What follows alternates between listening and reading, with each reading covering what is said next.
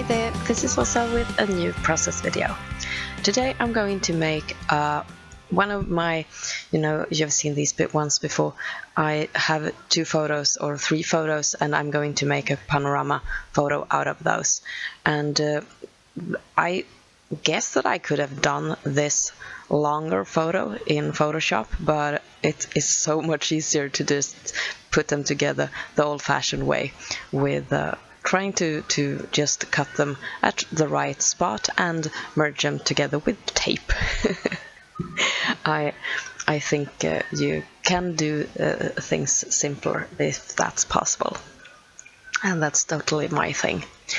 I have these 2 photos taken from outside the apartment that we rented on our vacation, and it's the view from the terrace, or from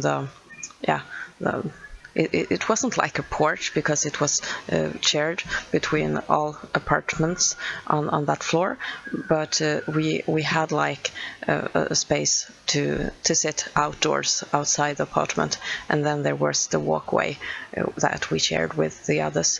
And this is I think it's a sunset view of the area surrounding the hotel, and I'm going to go with the color of the sky as the theme for this page.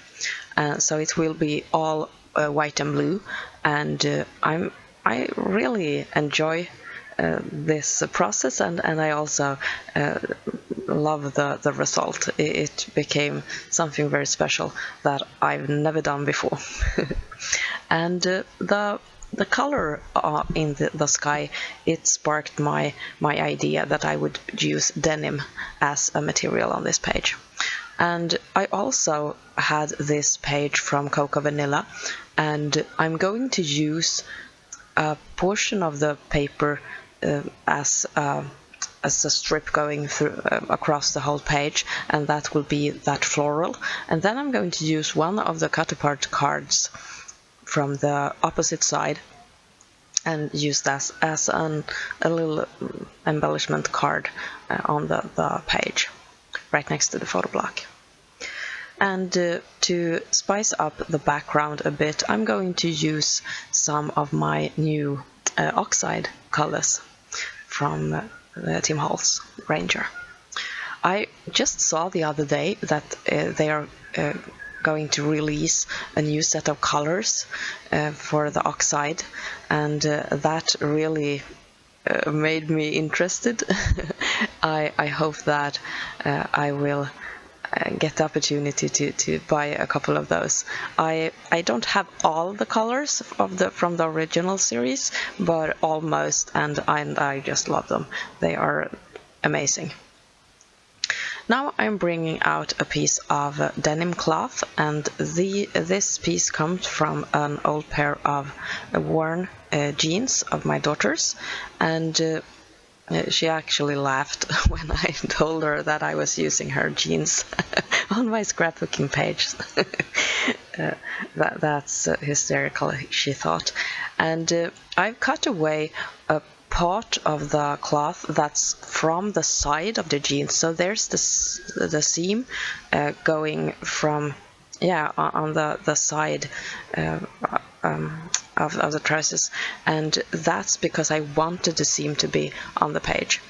And my original thought was to just fray the cloth so that I get this little fringe, but and that's what I'm going to do, but it didn't turn out the way I had imagined, because this is stretch jeans fabric, and it has not only the cotton thread, it has some kind of a stretchy kind of thread as well, and that made the fabric tear or fray a little bit different than I had expected. But it turned out really good anyway, and it will become a really nice border on my page. This little patch here is from the most lower part of the jeans, where it has 2 folds. It's the one at the lower bottom of the jeans leg, and then it's the the part where the two pieces of fabric are sewn together to form the leg. And I thought that this was a really interesting detail, and even though it's a little bulky, I wanted to use it on the page. So I'm just giving it the same treatment as I did with the longer strip and making it fray a bit, and just trying to get that used kind of jeans look that is so special with the denim. And now I'm picking out this oxide ink pad and a piece of just plastic. I think it's from a baggie or something. And then I'm adding a little bit of water with a spray bottle to the ink, the oxide, and then I'm just smooching it onto my white background. Here's my collection of oxides, but I've gotten a couple of more since this video was filmed. I came across a couple of really nice summer sales, and I've made 2 purchases. If you want to take a look at those, you can just go to my Instagram and have a look there, because I photographed everything and put it as a photo on Instagram. No videos for that haul. On the pattern paper there was a little bit of a branding strip that had the same floral pattern, and I'm going to use that in a little embellishment cluster at the top behind the little piece of fabric. I'm going to add more to that cluster, and it will kind of be like a smaller part of the main block there. So a little bit of jeans, a little bit of that floral, and a little bit of something else. I think it's, oh yes, I'm making a border with a notebook punch, just to give it some more interest. Yesterday when I was going through the photos and just looking for something to scrap, I realized that I have not ordered photo copies since this trip that we went on in February, so I immediately started to collect photos that I want to order paper copies of next, and that turned out to become 135 and then we still have a trip coming up in just a couple of days, so I won't order photos until we're back from that trip.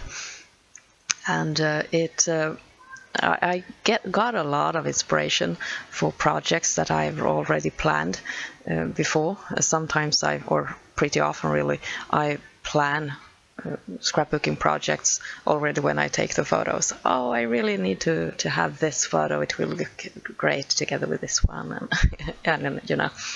And when I go through my photo folders like that, I copy the photos that I want to print into a separate folder, and then when I'm uploading it to the photo company website, it's really easy, and it becomes an easy process.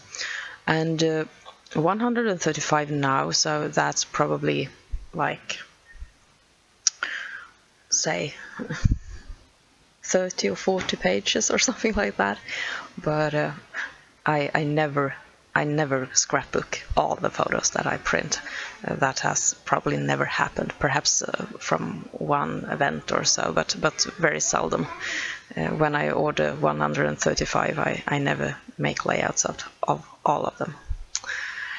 Back to what's happening on the screen right now. I wanted to make a border around the whole project, and I didn't find any of the pens that I had that worked really well, so I went over to the kids hobby and craft cupboard, and I just picked out a colored pencil that I thought was in the right color, and then I'm drawing or sketching a border line all around the page.